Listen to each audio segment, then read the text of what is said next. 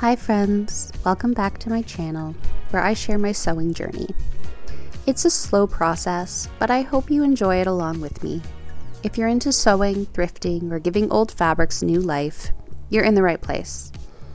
There is a mix of old and new here, and today I'm upcycling a kimono I found at a local market in Japan. It was only about 2,000 yen, which is about 20 Canadian or 13 US. It immediately caught my eye. The pattern is so unique and really just makes me happy. This kimono has definitely been well loved though. As I was taking it apart, I found quite a few patched up sections, and the lining has really seen better days. But I think for me, that's what makes it special. It tells a story about a life well loved, and now it's time to continue that life. So this kimono is a little on the small side, so it really limits the patterns that I can use and what I can actually make out of it. I've decided on this pattern. It is the New Look 6378, and we're going to be doing view B. Ironically, this pattern is called kimono, as I found out when I opened up the instructions. But between you and I, we know that's not true. It's more of a kimono-inspired shawl. Sure. So the first step in any kimono project is always the unpicking. Why am I still holding on to this? It's always the unpicking, and that can take a really long time. This one was actually quite enjoyable because it wasn't... The kimono structure was structured with long running stitches, so it made it really easy to pull apart. And thank goodness, because I really hate unpicking, but I enjoyed this one. So, bonus! Now that that's all done, we can move on to assembling the bolts together to be able to cut out this pattern. Before we move on to this next step though, while I'm here, just a friendly reminder, don't forget to subscribe to my channel and give me a like on this video if you're enjoying it. I really appreciate the engagement and always appreciate your comments. So yeah, let's move on to assembling these bolts. Kimono bolts are traditionally constructed from a single roll of narrow fabric called a tanmono. Each fabric bolt, or tanmono, measures about 14 inches. And the kimono, rather than being cut into complex shapes, like the clothing we normally see, the fabric is used in long, straight panels. This minimizes waste and allows the garment to be taken apart and adjusted to a new size if need be. These pieces are hand sewn with simple straight seams, and the overall structure is generally rectangular and symmetrical. This allows the kimono to drape gracefully and allows it to be adjusted to fit different body types. Conveniently, this construction also means that it's easier to disassemble the garment for cleaning, mending, or upcycling. Here I'm assembling the kimono bolts into larger pieces so that I can cut the pattern out. I've decided that I wanted to do French seams to hide all the raw edges and so that the serger doesn't warp the fabric. You saw a couple frames ago that I also starched these pieces and ironed them out just to make it easier to work with. Because the fabric is so light and delicate, it can easily get warped.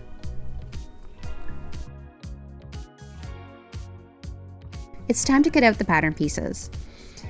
Here I'm using a rotary cutter because it's the simplest way to cut out pattern pieces on fabric as thin as this. If I try to take scissors to this, it will warp the entire time. And I know I'm missing the tiniest square of fabric down in that corner. So what I'll do is after I assemble this, before I go to do the hem, I'll just cut out and even out the two sides to make this into one seamless piece again. So we start by assembling the two back panels. And here I'm assembling them wrong sides together because remember, I'm doing French seams here. Once you've sewn the wrong sides together, lay it out, give it a good iron, and fold the fabric over onto itself, right sides together this time, to fully encase the raw edges.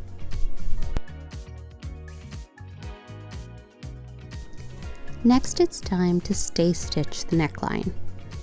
Here I was having a bit of trouble with my machine eating my fabric because the fabric's so thin. So I decided to try a trick I saw online to put clear tape or masking tape over the place you want to stay stitch. And it actually worked really well. Now that your back panel's done, it's time to attach the two front panels. Lay out your back panel piece, forgetting that you're doing French seams. Start pinning, and then remember.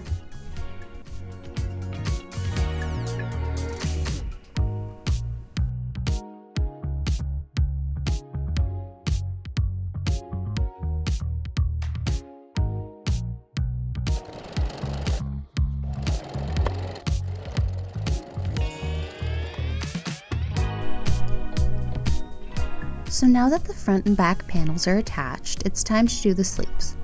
The sleeves are very simple. You just sew along. However, if you're doing French seams like I am, it can be a little tricky, so just go slow and be careful.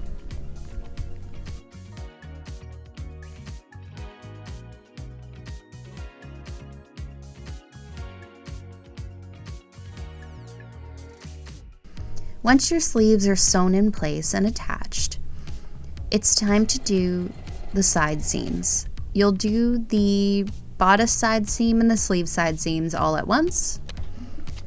Do the little French seam tuck, and now it's ready for the finishing touches.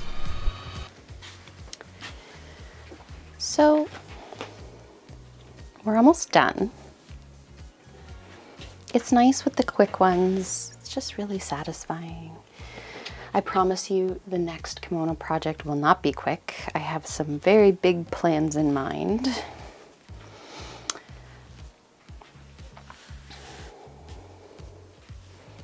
But before I move on to the hem, I just have to even out the hem a bit.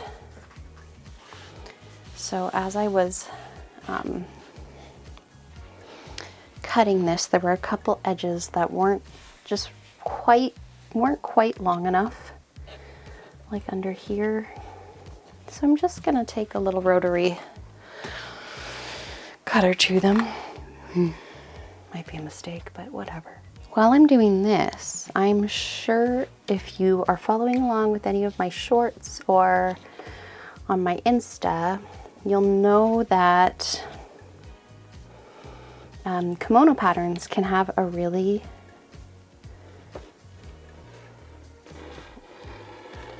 deep meaning. This one in particular has chrysanthemums on it everywhere. And chrysanthemums are called kiku in Japanese, and they are the imperial flower of Japan. So you'll often find them on national and official documents, but you'll find them everywhere else, like on kimonos. Clearly, they represent longevity and rejuvenation. So they're a very auspicious flower, and you'll often see them at ceremonies and offerings at Buddhist temples and stuff like that.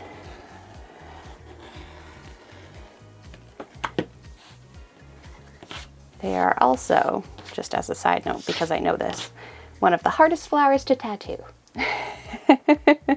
All right, and I'm just gonna take the tape off. You might have seen me adding tape to the hem here before, as I was doing the stay stitching. And I actually got that tip online. But I think I'm gonna keep that on there until I'm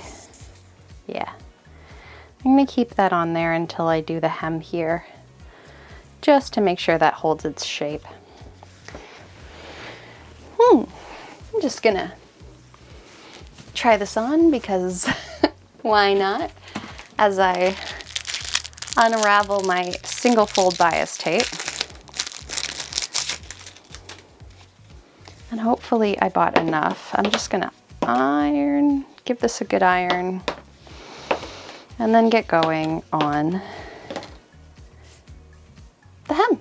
And then we're done. Well, no, I'll have to hem the sleeves, but I like it. Okay, let's do the hem and we're done.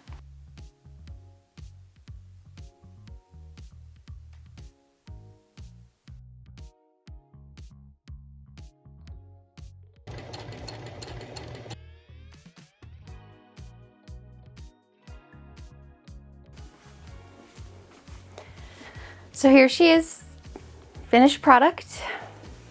I'm really, really happy with it. I know this one was simple, but sometimes simple is best. It's really important to me to be able to bring these pieces, these upcycled pieces, into my everyday wardrobe and find ways where I can wear this every day out and about. It's not too dressy, I think would be the term. It's always such a joy to give something a second life, especially when it carries a history. For me, upcycling kimono isn't just about making something new. It's about honoring the craft and the care that went into the original garment and letting it live on to be something new. Not better, just new. Anyway, let me know in the comments what you think. Have you ever thrifted something that's been meaningful to you that you've wanted to upcycle? Or maybe you've worked with vintage kimono fabric. If so, I'd love to connect with you.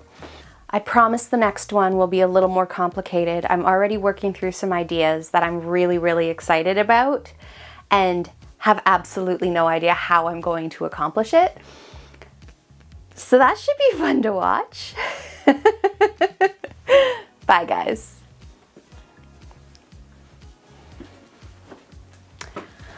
Also, if you love sewing, thrifting, or just transforming fabric in general, make sure you subscribe and hit the like button. I post videos about slow fashion, fabric upcycling, and just creative sewing projects that are mostly kind to the planet. Anyway, thanks for watching. I'll see you in the next stitch.